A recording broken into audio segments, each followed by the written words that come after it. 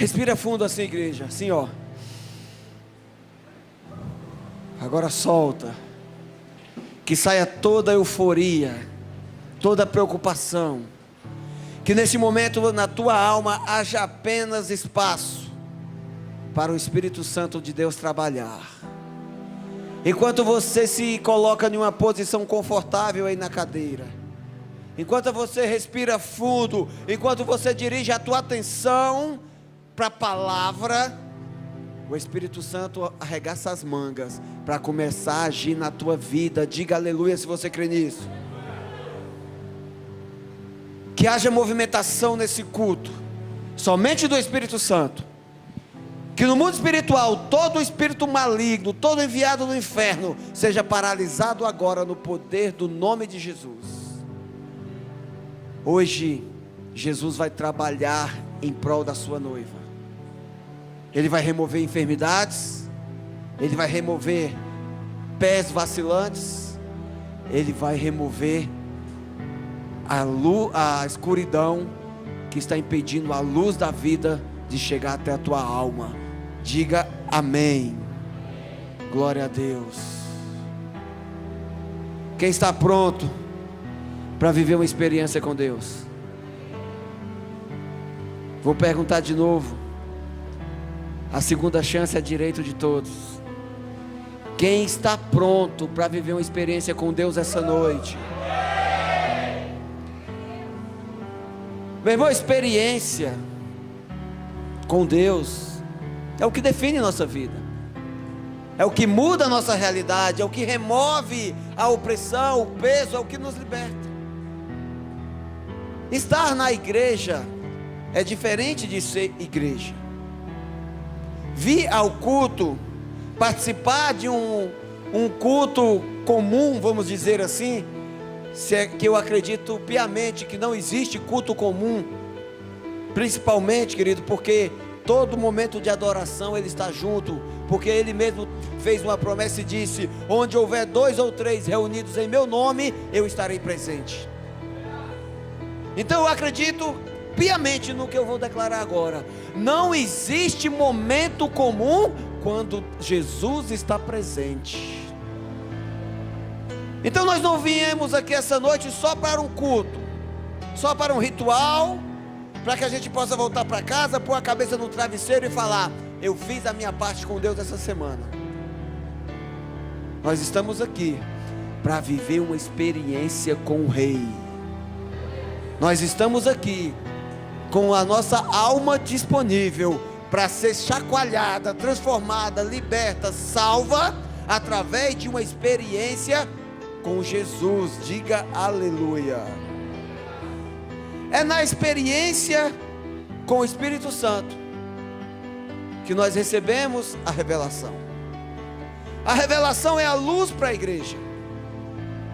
A igreja que não tem revelação, meu irmão, vive na escuridão. A igreja que não tem a revelação, ela não vive, é a igreja que morre. Hoje eu recebi de um pastor amigo um vídeo que contava a história de uma igreja que morreu. Uma igreja que foi construída com um propósito, que foi ofertada por um casal de pastores para uma comunidade, mas depois de 2 gerações, as pessoas foram morrendo, todos os integrantes daquela comunidade, daquela igreja foram morrendo, até que a igreja fechou. A igreja recebe a revelação com um propósito. Fala assim comigo: a igreja recebe revelação com um propósito. Agora, com autoridade, afirma isso. Fala assim: eu sou a igreja. Eu recebo luz, eu recebo revelação, através da palavra, com um propósito. A igreja sem revelação é a igreja que corre o risco de morrer, porque é a igreja que se torna uma igreja fria, religiosa, é a igreja que não investe em vida, é a igreja que não investe no ser humano. A igreja que morre, querido, é aquela igreja que não tem investimento nas pessoas. mas investe em coisas. Nós somos a igreja viva, e toda revelação que Jesus traz até nós tem propósito. Deus te traz para a luz, Deus derrama a revelação sobre a tua vida, porque há um propósito. A tua existência, a tua conexão com o Espírito Santo tem propósito de salvar vidas. Diga aleluia. A palavra que Deus revelou para que no ano de 2018 a gente como igreja, e dentro do seu propósito, é ir avante. A igreja com o propósito tem que avançar, tem que crescer, tem que receber cura, tem que salvar, tem que ser liberta. A igreja tem que acrescentar vida na geração que ela faz parte. Então, para nós avançarmos na palavra, para cumprirmos o propósito da revelação que Deus nos traz, nós precisamos ter postura. Nós não podemos ter aparência de igreja, nós precisamos ter postura de igreja. E a palavra de Deus, através dos lábios do próprio Jesus, afirma que as portas do inferno não irão prevalecer contra a sua igreja. As portas do inferno não vencem a igreja com propósito. Só fecha a porta, só morre aquela igreja que é fria, que é religiosa, que está fugindo e anda a quilômetros do propósito. Deus nos mandou avançar como igreja, porque em nós, através de nossas vidas, através do ajuntamento do propósito comum entre nós, nós vamos gerar muita vida para Jesus ainda nessa geração. O nosso propósito é uma causa. A nossa causa é ganhar vidas para Jesus, e a principal delas, a nossa. Porque é através do nosso testemunho, através do que nós iremos compartilhar com as pessoas, que nós vamos ganhar muitas vidas. Diga aleluia se você está entendendo. Então Deus tem trazido palavras todos os cultos. E o incrível, queridos, que por mais que a gente busque tentar fugir, ampliar o leque, e em algum lugar mais longe, o Espírito Santo traz de volta.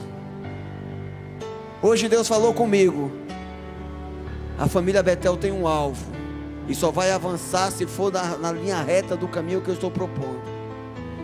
Então toda palavra que Deus está trazendo para esse culto tem um propósito. E essa palavra, ela é diretamente conectada no tempo. Semana passada ouvimos uma palavra, esta semana já vamos ouvir outra, semana que vem mais outra, e assim por diante, mas sempre no mesmo caminho, na mesma direção.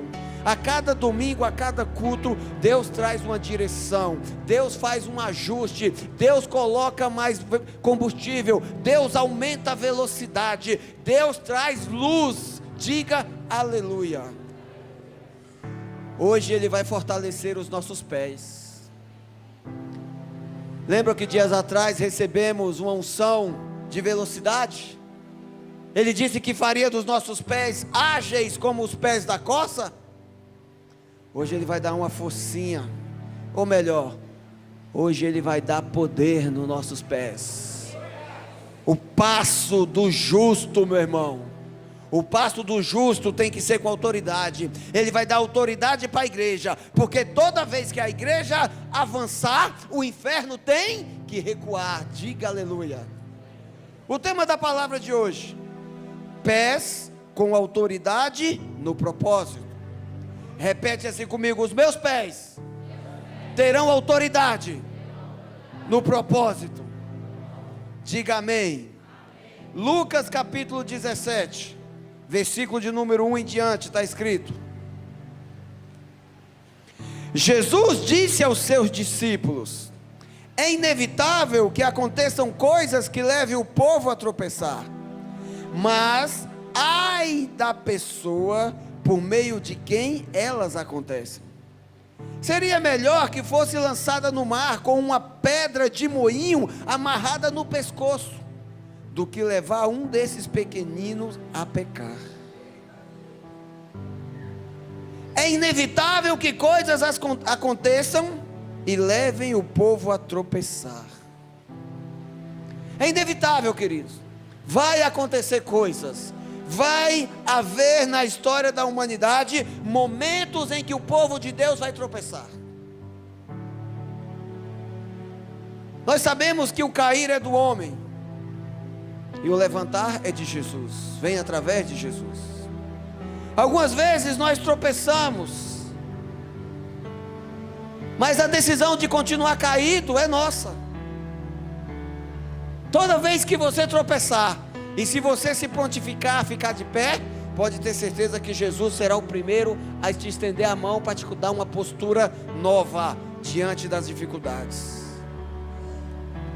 Quando Jesus afirmou isso aos seus discípulos, Ele estava querendo nos fazer um alerta a respeito do caminho.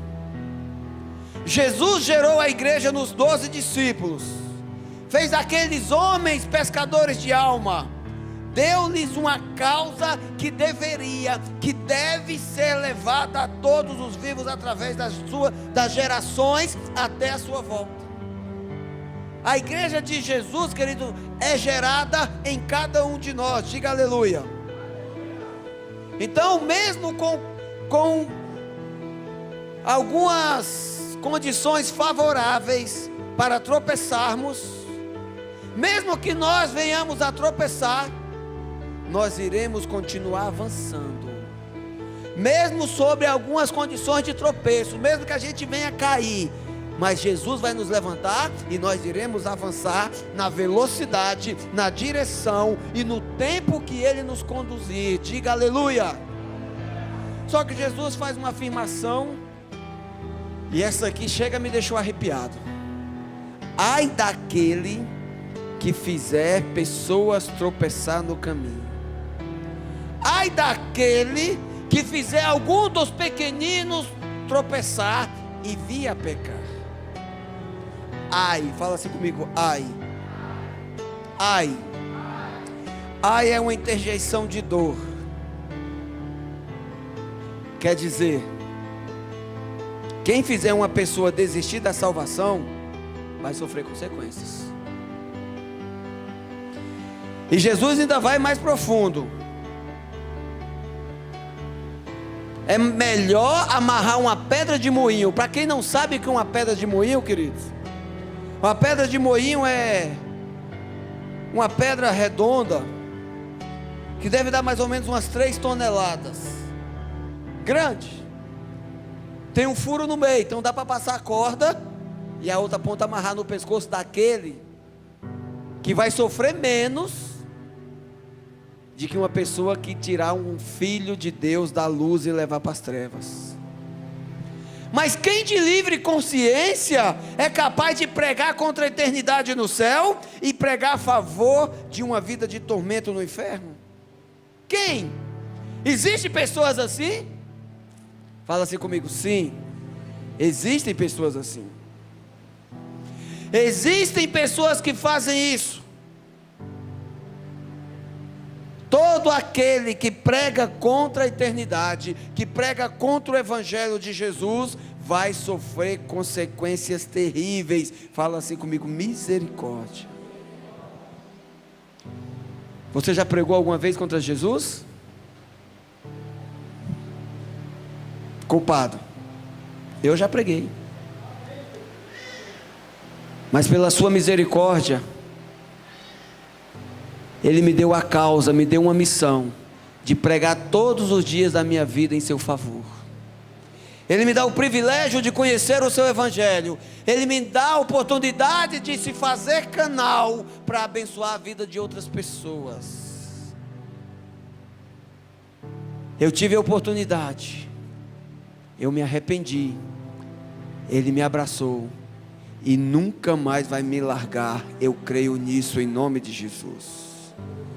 Mas e quanto às pessoas que pregam contra o evangelho? Olha só o que a Bíblia fala sobre elas. Tem umas que fazem inconscientemente, tem outras que fazem conscientemente. A misericórdia de Deus é infinita e dura para sempre. Cabe a Ele julgar. mas Ele só vai perdoar aqueles que se arrependerem. Judas capítulo 1, versículo 10.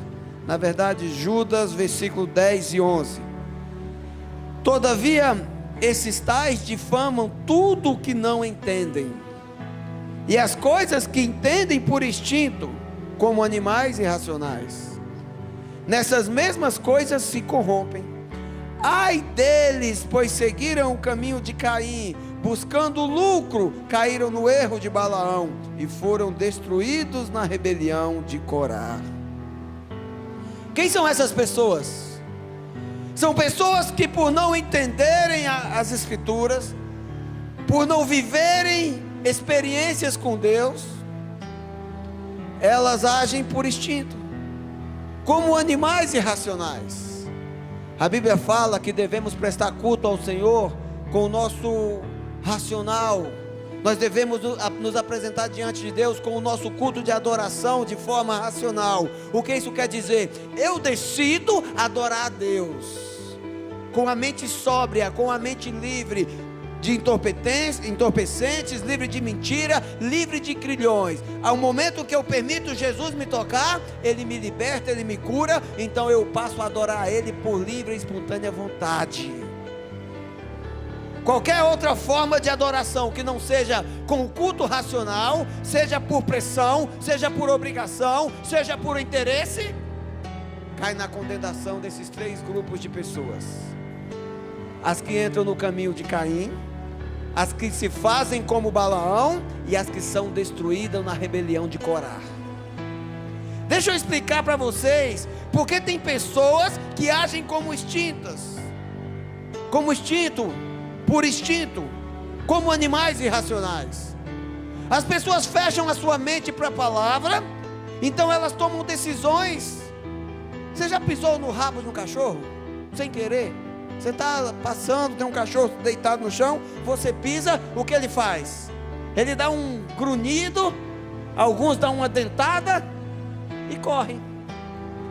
Você está fazendo um carinho para o gato ou o animal, se você der um tapinha nele, ele foge de perto de você. Alguns animais, por exemplo, até o cachorrinho, que é um animal mais comum, se você bater o pé na direção dele, ele se assusta, ou ele te ataca, ou foge, depende da raça. Lá em casa, o Spike, se você bater o pé na direção dele, ele fala: oba, janta. Ele vai te atacar. O Spike é um salsicha, já viram aquele cachorro salsicha? Ele é meio bruto, ele é meio antissocial, mas é um cara legal. Nunca mordeu ninguém, só por prazer. Depois eu vou trazer ele aqui para vocês conhecerem. Mas por que os animais agem dessa forma, gente? Porque eles não agem com a razão, eles agem por instinto. Quando a gente finge ou esboça alguma reação de ataque, eles instintivamente se defendem ou fogem. Então, quando uma pessoa prega contra Jesus, prega contra a igreja, fala mal do evangelho, é porque não entenderam e estão agindo como um animal irracional. Quem concorda comigo, diga amém. Mas essas pessoas acabam atraindo maldição para suas vidas, por quê? Porque se colocam no caminho de Caim. Quem são essas pessoas que entram no caminho de Caim? São as pessoas que olham para Deus e veem uma fonte de recursos. As pessoas olham para a igreja e acham que a igreja é um lugar para fabricar riqueza. Quando as pessoas que entram no caminho de Caim olham para Deus e veem nele a obrigação de trazer bênção, eles falam assim: se Deus não me abençoar, eu recuso a sua salvação. São aquelas pessoas que entregam uma oferta, mas fazem isso por interesse. E quando a pessoa tem interesse, querido, ela faz uma oferta de qualquer jeito. Foi como Caim ofereceu para Deus algo que não merecia atenção, porque Deus rejeitou. Deus rejeitou a oferta de Caim porque ele ofertou a ele algo de qualquer jeito, algo que não lhe custava nada, algo que ele retirou da terra, que ele não se esforçou para produzir. Infelizmente, as pessoas que agem por instinto e muitas vezes até pregam contra a igreja, são pessoas que estão no caminho de Caim. Fala assim comigo: misericórdia. Sabe aquela pessoa que faz chantagem para ser salvo? Ah, eu só vou para a igreja se vier me buscar de carro aqui em casa. Eu só vou para a célula se não estiver chovendo. Aqui não tem gente assim, né? Aqui não tem gente no caminho de Caim. Mas está cheio de gente por aí. É esse tipo de pessoa que fala: se Deus não me abençoar essa semana e realizar o desejo do meu coração, eu também não vou mais para a igreja.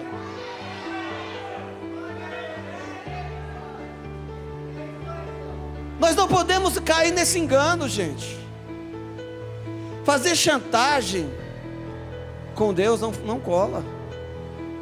Então, como uma pessoa pensa desse jeito, para ela abrir a boca e começar a pregar contra a igreja, é rapidinho. Ela não teve as suas exigências atendidas nos cultos, nas células, que para ela foram ofertas assim de muito sacrifício. Porque sair de casa no carro do irmão apertado, com mais 8 em cima dele, né? Porque os carros estão vindo para a igreja assim, lotado. Um carro que cabe 7, estão trazendo 16. Daí ele fala: eu fui lá para o culto, fui amassado, e o irmão estava com 60 danado, outro estava com chulé, outro bateu o cotovelo no meu nariz. É assim ou não é? Eu já lotei carro para trazer para a igreja, querido, eu sei como é. Então a pessoa fala: eu passei por tudo isso e até agora Deus não me abençoou. Aí ele desiste. E sabe o que ele começa a fazer? Pregar contra a palavra. Ah, eu fui para aquela igreja lá, o pastor até pregava legal, a palavra era bonita, mas não gostei não. Meu irmão, sai do caminho de Caim. Sai do caminho de Caim. Mas não adianta você sair no caminho de Caim e entrar no engano de Balaão. Quem foi Balaão?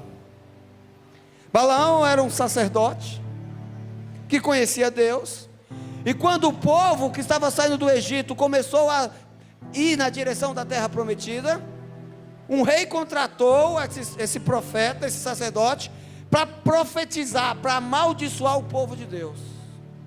Ele chegou para esse homem chamado Balaão e fala: quanto você quer para abrir a tua boca e amaldiçoar todo esse povo que está passando aqui? Eu não quero que esse povo passe por aqui. Eu sei que eles são poderosos e o Deus dele é muito, vamos dizer, a palavra fugiu. O Deus dele é muito poderoso para destruir os inimigos que se opõem a ele. Então eu quero que você use a sua autoridade com o teu Deus e amaldiçoe. Só que o mesmo Deus que Balaão ouvia era o mesmo Deus do povo, que era poderoso em seu favor. O que Balaão fez? Pensou e olhou para o povo de Deus. Dá para ganhar uma grana aí. E a palavra de Deus aqui na epístola de Judas, queridos, é claro. O caminho de Balaão traz condenação. Ai daquele que fizer um desses pequeninos pecar. Balaão olhou para a igreja e falou: dá para levar um aí. Então tem gente que só vem para a igreja porque fala: lá eu vou conhecer pessoas, eu posso oferecer meus produtos lá na igreja. Ah, lá na igreja dá para me vender alguma coisa, lá na igreja dá para me entregar meu cartãozinho, oferecer meu serviço. As pessoas olham para a igreja, meu irmão, e vê ali uma rede, um network, onde ele vai promover o seu nome, onde ele vai tirar alguma vantagem. Saia do caminho de Balaão. E quando muitas vezes vem para a igreja e não rola o que ele quer, ele sai da igreja e faz o que Balaão fez por dinheiro, ele faz de graça. Ele começa a amaldiçoar, ele começa a condenar, ele começa a difamar a noiva de Jesus. Quem é casado aí?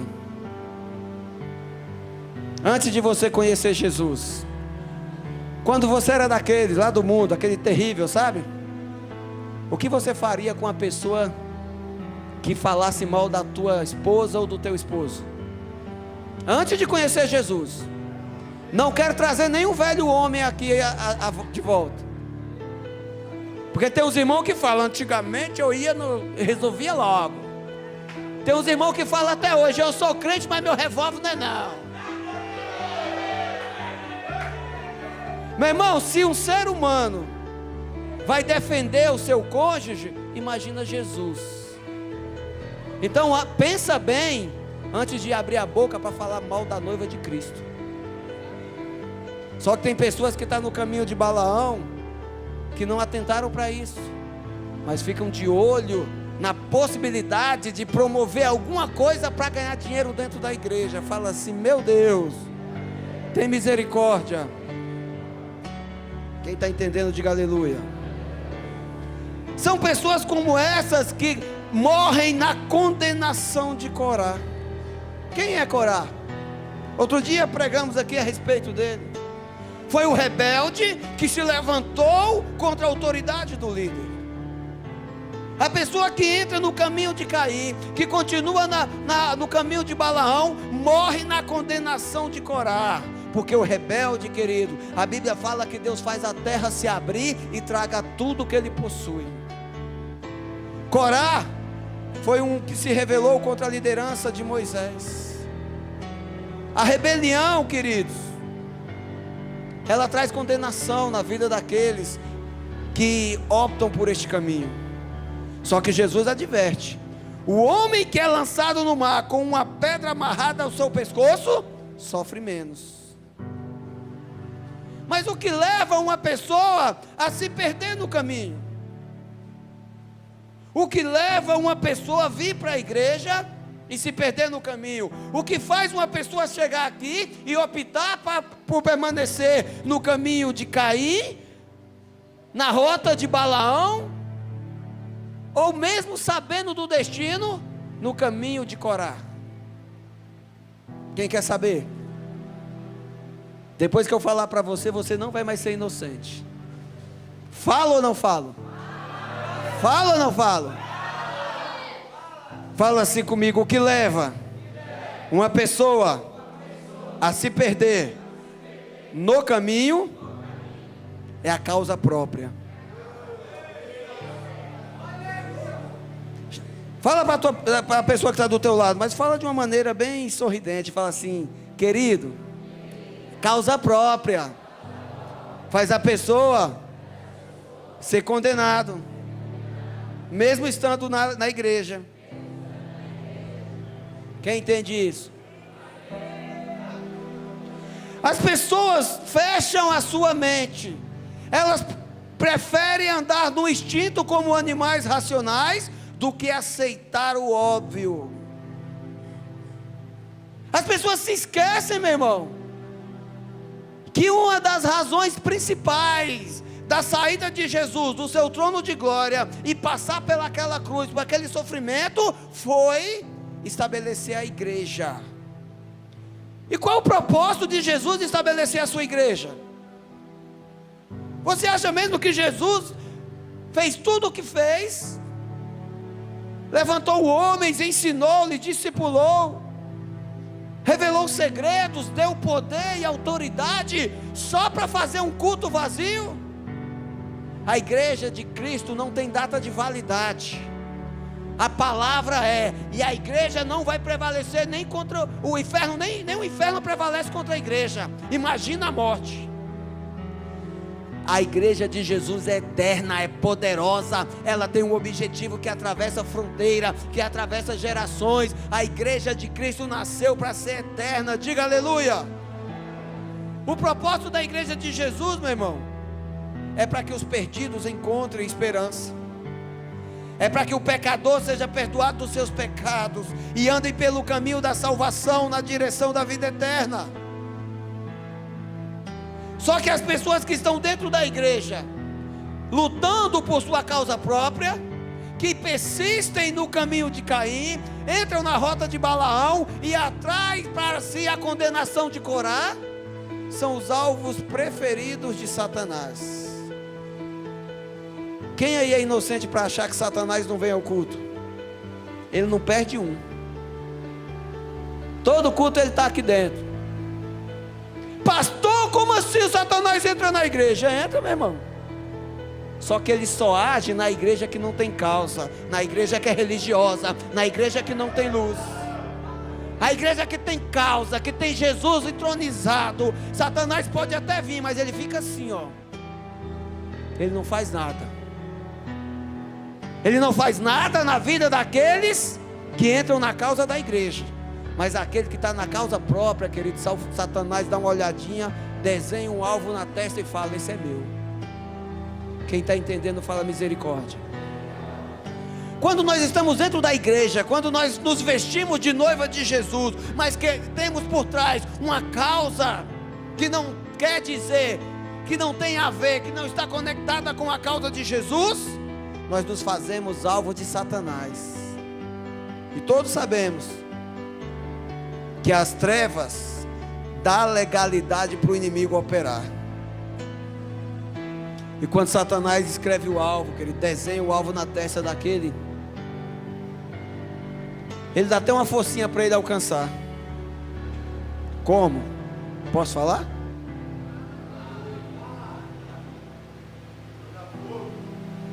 Quando Satanás identifica alguém com causa própria dentro da igreja, ele dá uma forcinha. Olha só como ele faz isso. Juízes capítulo 1, versículo 7. Então Adoni-Bezeque disse: 70 reis, com os polegares das mãos e dos pés cortados, apanhavam migalhas debaixo da minha mesa. Agora Deus me retribuiu por aquilo que lhe fiz. Eles o levaram para Jerusalém, onde morreu. Esse texto aqui em Juízes, queridos, fala de um rei chamado Adoni-Bezeque, que era o rei dos cananeus. Um rei muito ruim, que quando se apoderava dos seus inimigos, arrancavam-lhe os polegares das mãos e os polegares dos pés. Ele mesmo afirma aqui nesse versículo que ele tinha 70 reis que já tinha passado por essa experiência quando ele os venceu. Quando o inimigo, querido, estabelece um alvo, ele marcha para cima de você, é assim que ele dá uma forcinha, ele arranca os teus polegares das mãos e dos pés. Por quê? Imagina você, faz assim com a tua mão. Agora faz de conta que você perdeu o teu polegar. Você já tentou pegar alguma coisa sem o teu polegar? Pegar um lápis, escrever teu nome sem o polegar, dá? Sim ou não?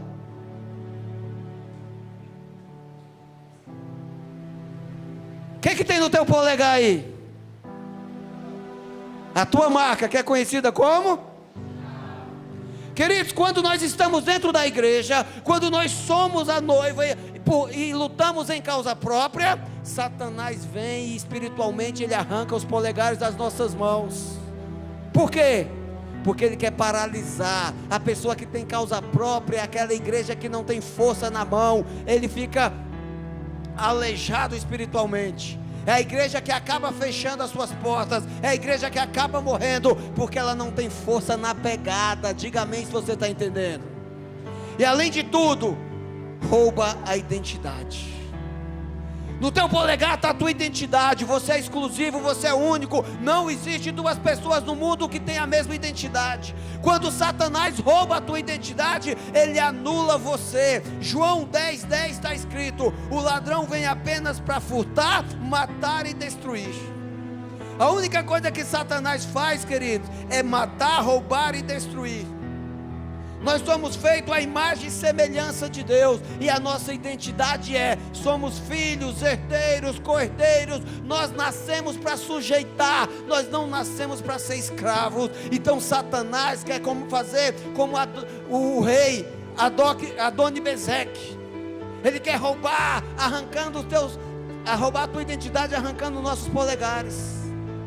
Ele quer arrancar a força da igreja, removendo a força removendo a metade da tua pegada. Fala assim: meu Deus, tenha misericórdia. E quando ele corta os polegares dos pés, o que ele faz? Quando a pessoa perde, querido, o polegar do pé, ele perde o equilíbrio. A pessoa não consegue dar passos firmes, ela cai. Uma pessoa que perde o polegar, ela não consegue andar com a mesma autoridade daquela que possui todos os dedos do pé. E o pior de tudo, meu irmão, quando Satanás olha no meio da igreja e vê aquele irmãozinho que só quer a causa dele e o resto que fica à mercê do inferno, Satanás fala: esse aí, ó, vou cortar os dois das mãos e os dois dos pés. Você está achando que é Deus que pune? Não, Satanás, ele age na legalidade do pecado. Foi por isso que Jesus falou: é melhor amarrar uma corda e prender uma pedra de 3 toneladas no pescoço e se lançar ao mar. Vai sofrer menos do que aquele que deixar ser tragado pelo inferno. Satanás, ele corta os polegares do pé. A palavra de Deus fala no livro de Efésios, capítulo 6, versículo 15, que nós devemos calçar as sandálias do Evangelho da Paz. Que nós devemos calçar a sandália, porque a sandália dá autoridade, porque protege nossos pés. Mas arranca o teu polegar e tenta calçar uma sandália. Ele quer roubar o teu equilíbrio, ele quer roubar, meu irmão, a tua autoridade, ele quer tirar a tua proteção.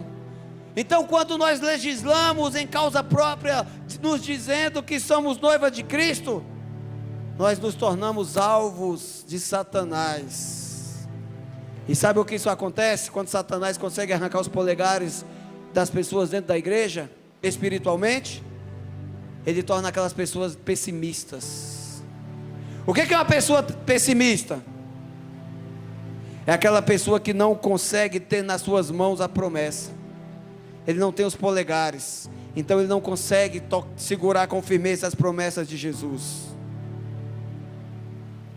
O pessimista acaba se tornando uma pessoa desequilibrada, caiu na armadilha do inimigo, torna uma pessoa totalmente a favor do inferno dentro da igreja.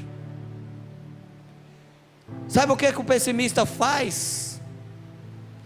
O pessimista faz tudo para algo dar errado. Se alguém falar que fala Deus, você se vira com as palavras que você está falando.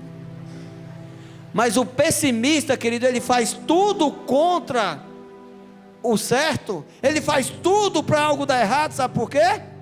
Porque ele profetiza ao contrário.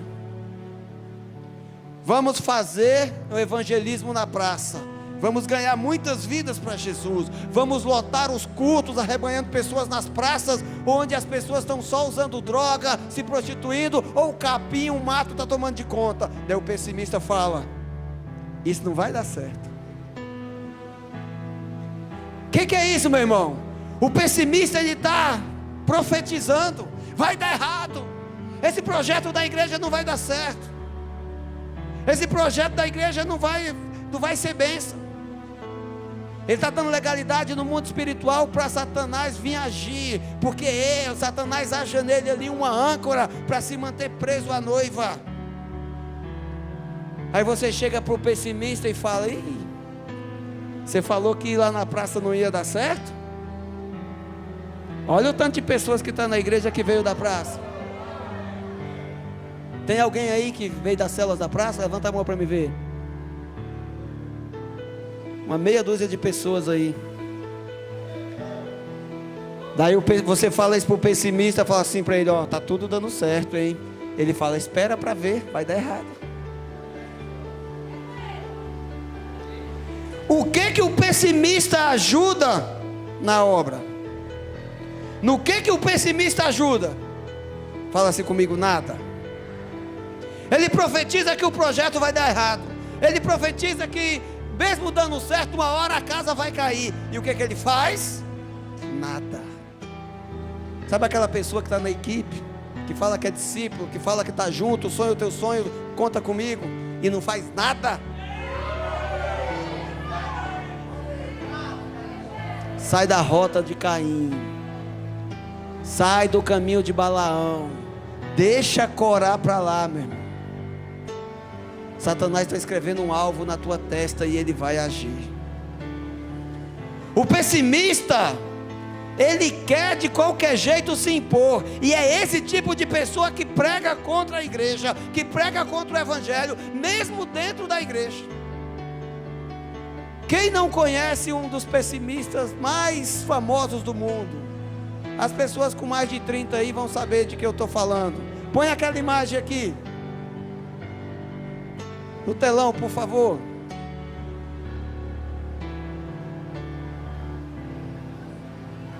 Leão da montanha e a hiena Hart.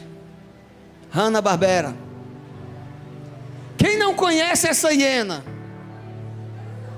Os mais jovens não conhecem. Mas conhece pessimista pior. Mas essa hiena aí, para quem não sabe, queridos, foi um dos personagens mais pessimistas dos desenhos animados das décadas passadas. Ela estava aí, ó, olha o cenário. Olhando para a fisionomia, para a face dela, aí ela está falando: nós vamos morrer, o mar é muito grande. Essa vela aí está toda rasgada, não vai servir. Esse barco vai afundar. Esse remo seu só vai fazer a gente ficar dando voltas em círculos. Ela vai ficar reclamando ao invés de ajudar. O pessimista não faz nada para mudar a história, somente reclama. E o trágico disso tudo aí, queridos, é que Deus criou a hiena com uma natureza. A hiena não foi criada por Deus para ser pessimista. A hiena foi criada por Deus para ser sorridente, sim ou não? Como é que a gente conhece a hiena? Que é o animal que anda rindo, sim ou não? Põe a foto da hiena aí. Da hiena sorridente. Nos desenhos que reproduzem a natureza da hiena, essa aí é do Rei Leão. A hiena sorri, sim ou não? Mas o pessimista, ele luta contra a própria natureza. Deus fez a gente para dominar e sujeitar a terra, mas o pessimista, ele luta contra a vontade de Deus, só para fazer a coisa ir para trás. Não precisa nem remar contra, meu irmão. Só o fato de ficar de braços cruzados dentro da igreja, já faz um monte de vida se perder lá fora. Deus te trouxe para a igreja, Deus está te salvando, Deus está aplicando o sangue de Jesus sobre a tua vida para dar autoridade. Deus vai te prosperar, mas com um propósito, para cumprir o propósito da igreja, que é salvar vidas. Diga aleluia. Mas tem gente que prefere ser pessimista. Coloca outra imagem aí. Olha só o que ela fala: eu sei que não vai dar certo. Ó dia, ó vida, ó azar. Alguém conhece algum pessimista aí? Alguém viu um pessimista no espelho hoje? Não precisa responder agora, mas você pode matar esse pessimista aqui hoje. Deus vai dar pé firmes. E a primeira coisa que nós vamos pisar é na cabeça do inimigo. Na segunda é na língua do pessimista. O que é uma pessoa pessimista no caminho? É uma pessoa que usa os seus pés para fazer o contrário. Vamos ler aqui um trecho, Provérbios 6,16. Presta atenção. A misericórdia de Deus é infinita e dura para sempre, mas Deus é um Deus de justiça, e Ele também fica irado. Há 6 coisas que o Senhor odeia, 7 coisas que Ele detesta. Presta atenção. Olha as características do pessimista: olhos altivos, língua mentirosa, mãos que derramam sangue inocente, coração que traça planos perversos, pés que se apressam para fazer o mal, a testemunha falsa que espalha mentiras e aquele que provoca discórdia entre irmãos.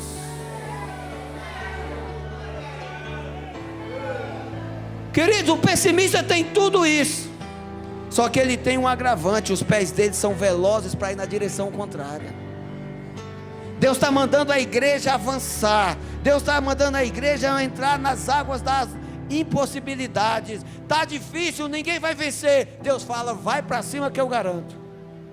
Mas o que o pessimista fala?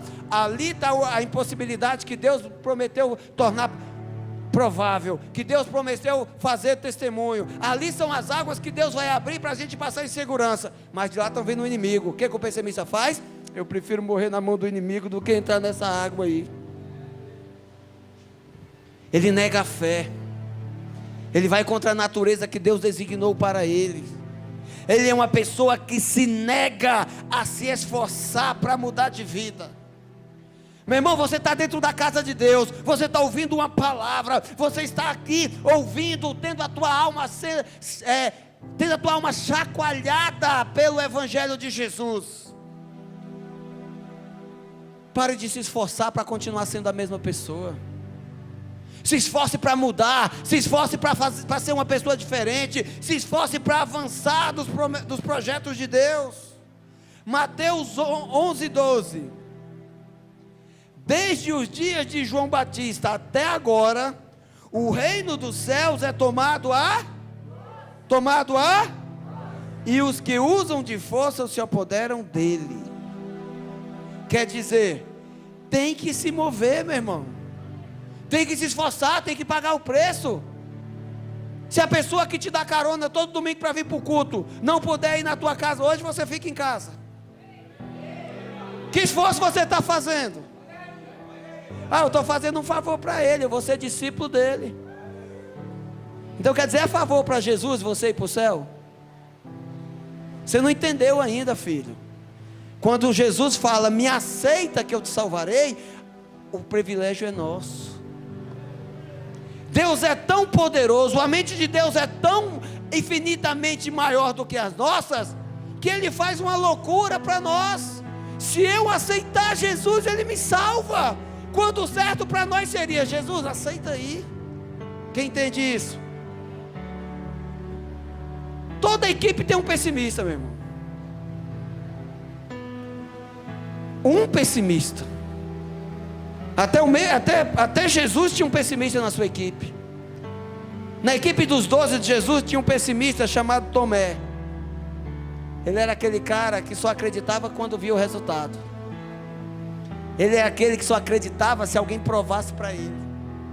Toda a equipe suporta até mesmo um pessimista. Por quê? O pessimista traz equilíbrio. Vamos fazer esse negócio direito. Vamos construir essa ponte porque Jesus mandou a gente atravessar para o outro lado. Então vamos fazer a ponte direito, porque se Tomé ver, ele vai falar, vai cair. Quem está entendendo? Então o que o pessimista faz na equipe? Faz os outros ficarem agitados e alerta para não errar.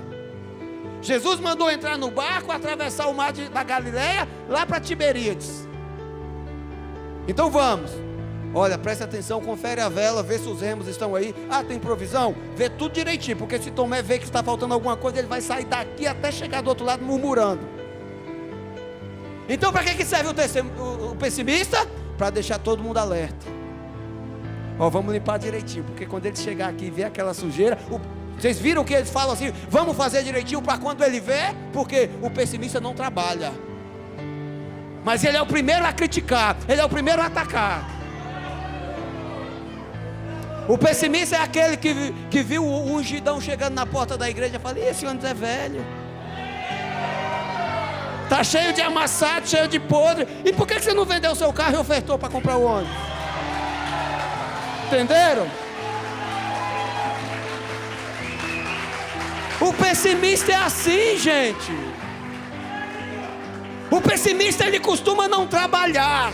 Mas por que Deus permite? Porque o pessimista com a sua língua vai dar equilíbrio na outra equipe. Ninguém quer andar com murmurador. Mas quando Jesus permite que ele ande, ele serve de padrão. Poxa, se eu for igual a ele, eu vou ser um pessimista. Então, vamos avançar. Tomé não convenceu nenhum da equipe a ser pessimista. Pelo contrário, a equipe entrou dentro dele e transformou a vida. Um pessimista, qualquer equipe comporta. Mas dois, a equipe morre. Meu irmão, se tu está numa equipe e tu é o pessimista, não tenta evangelizar nenhum da equipe para ser igual a você não. Isso aí é Corá. Isso aí é aquele que está pregando contra a igreja, porque o pessimista quer se multiplicar. O pessimista quer botar o veneno dele dentro da igreja. É por isso que ele prega contra. Olha só o que o apóstolo Paulo fala a respeito dessas pessoas. Romanos 16, 17. Recomendo-lhe, irmãos, que tomem cuidado com aqueles que causam divisões e colocam obstáculo ao ensino que você tem recebido. Afastem-se deles, pois essas pessoas não estão servindo a Cristo no nosso Senhor, mas a seus próprios apetites, mediante palavras suaves e bajulações, engana os corações dos ingênuos.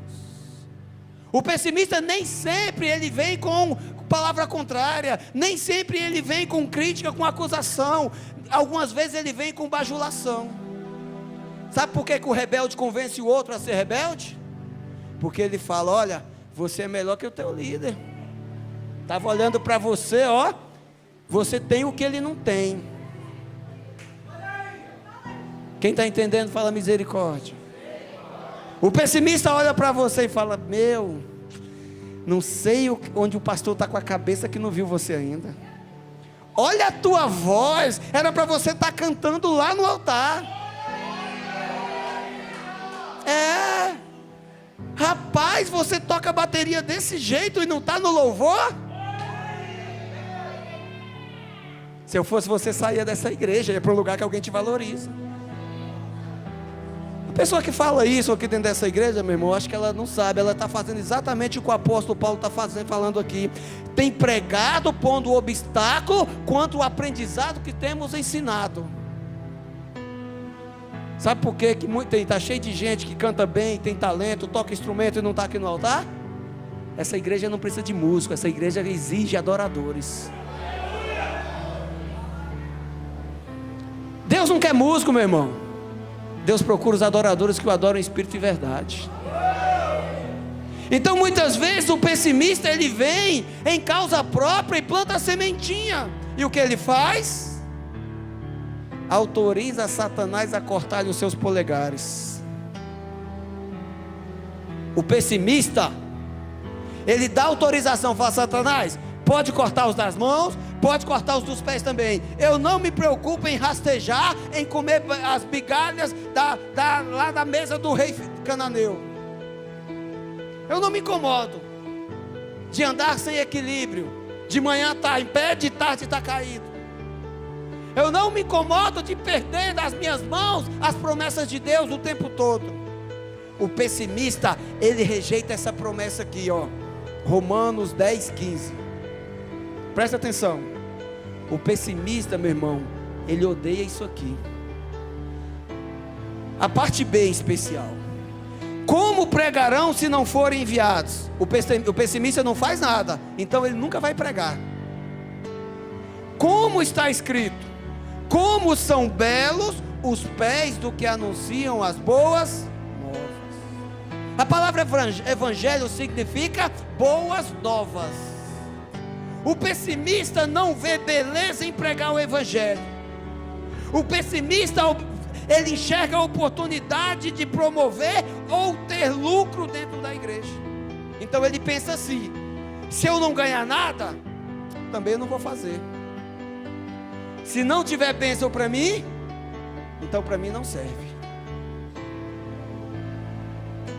Então nós precisamos nos esforçar para nos mantermos de pé diante das adversidades e totalmente prostrados diante de Jesus. Diga aleluia se você está entendendo. E o que fazer? Porque no fundo, queridos, dessas 7 coisas, das 6 coisas que Deus odeia e das 7 que deixa Ele irado, tem um pouquinho dentro de cada um de nós. Fala assim: Deus me achou. É, meu irmão. Eu só estou compartilhando contigo aqui porque Deus me achou lá no meu quarto hoje também. Então o que eu devo fazer, pastor, para mim não ser lançar, para mim não sofrer mais do que um homem que foi jogado no mar com a pedra amarrada no pescoço? Primeira coisa, Êxodo capítulo 3, versículo 5. Êxodo 3, 5. Então disse Deus, quem disse? Não se aproxime, tire as sandálias dos pés, pois o lugar que você está é terra santa. Sabe o que Jesus está falando aqui? O que Deus está falando de maneira clara? Antes de você entrar e falar que é a noiva de Cristo, que faz parte da causa, que está junto, tira as sandálias dos teus pés, porque o lugar que você vai pisar é terra santa. Por que Deus falou isso para Moisés? Depois de 40 anos que Moisés saiu do Egito, ele ficou no deserto e se tornou um pastor de ovelhas, as ovelhas que nem dele era do seu sogro Betuel. Então Deus apareceu para Moisés numa sarça ardente em fogo. A sarça queimava, mas não era consumida. O fogo de Deus é assim, meu irmão, ele inflama, mas não consome. Então Deus olhou para Moisés e falou: Moisés, vou falar numa linguagem popular, cola aí, mano. Moisés falou: pode pá. É porque tem jovem aqui que só entende nessa linguagem. Estou dando aula no curso de administração que estamos promovendo aqui na igreja. Então, para mim falar para eles e para eles entenderem, eu tenho que ficar falando para eles: ó, pode pá. Olha os meus alunos aí, ó. Se eu falar para eles: filho, preste atenção, essa aula hoje vai edificar tua mente, vai te fazer um homem sábio, vai despertar tua mente para algo que vai fazer uso amanhã no emprego. Ele vai: hã? Daí eu falo: mano, pode pá? Ele: pode pá. Daí ainda fala assim: pode pá, tio. Aí eu falo: eu vou pá mesmo, hein, ó.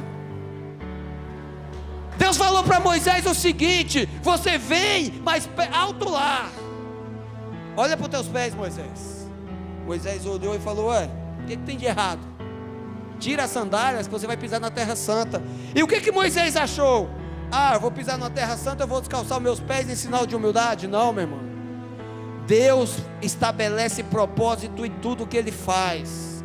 Quando Deus fala com você é porque tem propósito. Diga amém. Vamos voltar alguns anos na vida de Moisés. Deus estava enviando Moisés ali para ir até o Egito e libertar a nação inteira de Israel que era escrava. Então o que Deus falou? Tira a sandália dos teus pés, porque o lugar que você pisa é terra santa. Para entrar na minha causa você tem que ser santo. Você tem que legislar em favor da minha causa, não da sua. Quando Moisés saiu do Egito, ele saiu foragido, porque ele assassinou um homem. Então Moisés era um príncipe no Egito, e todo príncipe tinha as vestimentas. Moisés, por ser príncipe, tinha uma coroa. Moisés tinha um colar de ouro que dava a posição de realeza. Ele tinha as roupas, ele tinha uma túnica, ele tinha uma espada.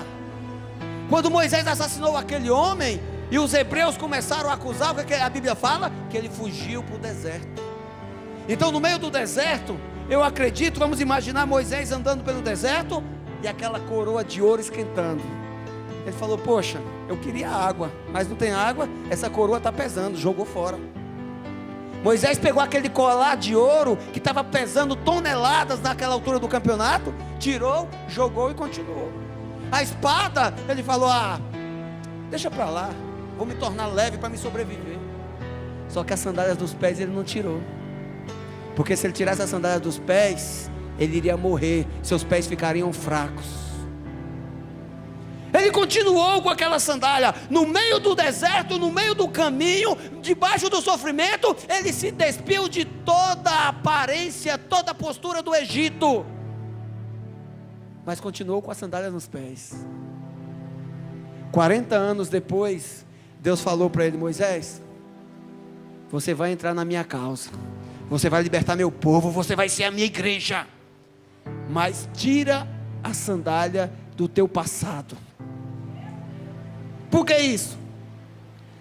Todo lugar que um santo pisar, meu irmão, vai deixar rastro. Todo lugar que você pisar, vai ter pessoas te seguindo, porque você vai fazer discípulos. Mas não dá para você deixar marcas com as sandálias do Egito, com as sandálias da nação opressora. Você não pode andar com sandálias do teu passado. A Bíblia fala que aquele que roubava não roube mais, que aquele que mentia não minta mais, que aquele que matava não mate mais. Antes se arrependa e se torne nova criatura através do sangue de Jesus. Então você precisa se desfazer dos rastros que você está deixando com as sandálias do teu passado. Diga aleluia. Por quê? Porque os teus passos a partir de agora têm que ser passos firmes. Os teus passos terão que ser passos equilibrados. As suas mãos serão mãos fortes e seguras. Você tem que largar o pecado. Você tem que deixar a identidade do Egito para trás. Você tem que ser nova criatura em Cristo Jesus. Diga aleluias. Salmo 119, 101. Depois que você abandonar o teu passado, você precisa começar a receber. Afasta os meus pés de todo o caminho mau, para obedecer a tua. Olha só o versículo 105. A tua palavra é lâmpada que ilumina os meus passos e luz que clareia o meu caminho. Depois que você se desarma, depois que você se arrepende, depois que você decide, por intermédio do batismo, deixar para trás o velho homem, você começa a receber a revelação que vem por intermédio da palavra. Você afasta teus pés da velocidade para fazer a coisa errada. Você coloca os teus pés no caminho do Senhor, e todo passo que você vai dar vai ser firme e vai ser rápido, na direção do trono de Jesus. Então você vai precisar o quê? Começar a ter a tua mente, a tua vida, o teu caminho iluminado pela palavra de Deus. É por isso, meu irmão, que crente tem que ter Bíblia. É por isso que crente lê e medita na palavra todos os dias. É por isso que todo culto, o momento mais importante é o momento da palavra, porque Jesus afirma: pela minha palavra vós sois limpos. O Espírito Santo se manifesta em meio aos louvores, mas é através da palavra que Deus remove a falta de conhecimento do seu povo. Diga aleluia. Porque é através da palavra, meu irmão, que nós recebemos a revelação. Olha só o que está escrito aqui em Lucas 10, 19. Olha só o que a palavra de Deus faz na tua vida. E eu lhe dei autoridade para pisarem sobre as cobras e escorpiões, e sobre todo o poder do inimigo, nada lhe fará danos. Os teus pés são pés fortes no propósito de Deus. E através da palavra Jesus se revela. Através do Espírito Santo a revelação torna poder. E Deus vai te dar autoridade para pisar a serpente e o escorpião. Satanás pode ter desenhado o alvo nas tuas costas, mas hoje a palavra traz sobre a tua vida a revelação de que você tem autoridade através de Jesus para pisar no inimigo. Você não nasceu para ser pisado, mas você nasceu para avançar no reino de Deus. Você vai pisar na cabeça do inimigo. Diga aleluia. Então coloque-se de pé em nome de Jesus.